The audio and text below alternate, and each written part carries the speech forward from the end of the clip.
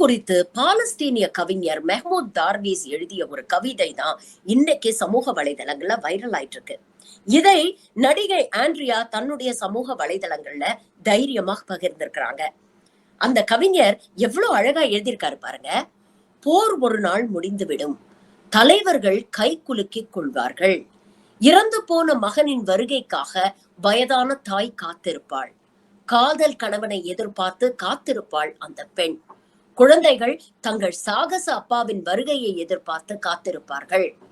எங்கள் மண்ணை யார் விற்றார்கள் என்று எனக்கு தெரியாது, ஆனால் அதற்கான விலையை யார் தருகிறார்கள் என்பதற்கு நானே சாட்சி அப்படின்னு சொல்லியிருக்கிறாங்க. எவ்வளவு உருக்கமான கவிதை, யதார்த்த நிலைமை எவ்வளவு அழகாக இந்த கவிதை வெளிப்படுத்தியிருக்கு. போர் முடிஞ்சு பொலிட்டிக்கல் லீடர்ஸ் எல்லாம் கை குலுக்கிட்டு போயிருவாங்க. ஆனா அந்த போர் எல்லையில உயிரை துச்சமா மதிச்சு நமக்காக போர் செய்து உயிர் தியாகம் செய்த அந்த வீரர்களின் குடும்பத்துடைய நிலைமை யோசிச்சு பாருங்களேன்.